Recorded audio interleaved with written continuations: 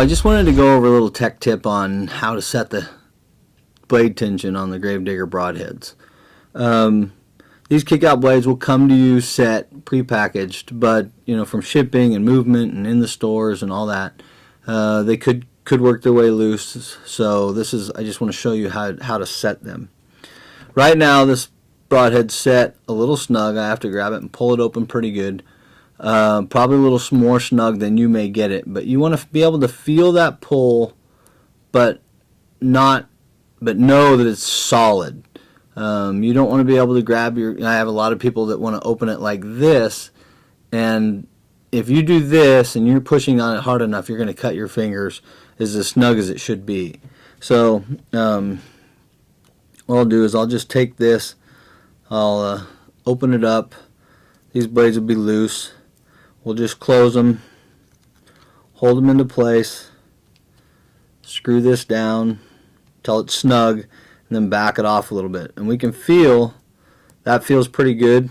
It's got that hard tension to pull open, but it's got that snap. You can see where they start to lock here.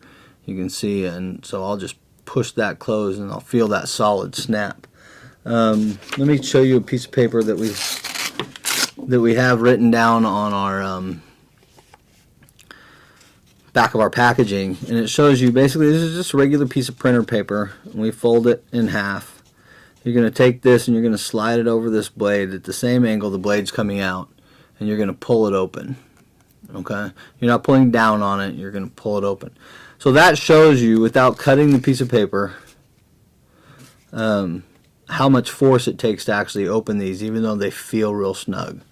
I hope that helps you, and a little bit snug is better than loose because of all the movement that you have in shipping and driving around, all that stuff. I set mine fairly tight, and I've never had address a frequently asked question of how the Grave Digger flies. Now we have two different models. These are 100 grains. This is the cut on contact, and this is the chisel tip. There is a little bit less blade surface you can see here on the chisel tip than there is on the cut on contact. But are they field point accurate is an interesting concept, because no broadhead is going to fly exactly like your field point. There's blade surface areas, there's different lengths, but we're talking exactly. We're talking Olympic archery type of exact. I always tell people, go out to where you're comfortable shooting a softball size group and shoot a Grave Digger, and then shoot your field points behind it, because they should fly basically the same. Now, whether it's a 1/4 inch or a 1/2 inch or whatever off, that's up to the individual archer to be able to determine how accurate they are. But we're looking at a softball size group. We're not looking at 20 yards shooting X's. And so the closer you get, the more accurate you're going to be, the broadhead's going to be.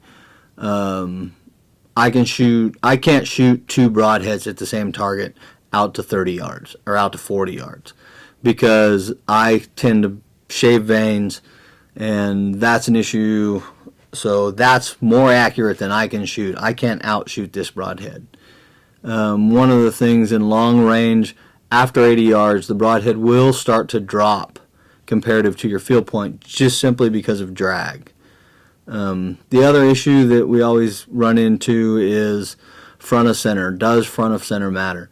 And to me, yes, it does. So if you take this arrow, this is a Victory VAP 350, and I put a 50 grain outsert on it, and I screw this broadhead in, which is a 100 grain broadhead, and I go to where my balance point is, which is how you're finding your front of center.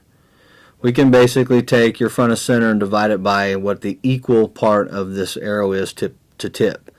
So if I mark this here and unscrew this broadhead,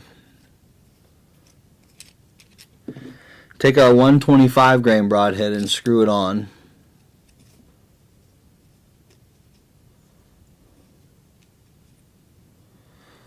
and you see our balance point now changes by almost an inch.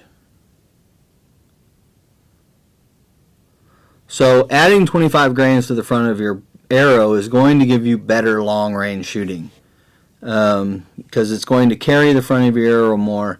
The more your arrow slows down at long range, the more the vanes start to take over, and that's what floats the front of your arrow.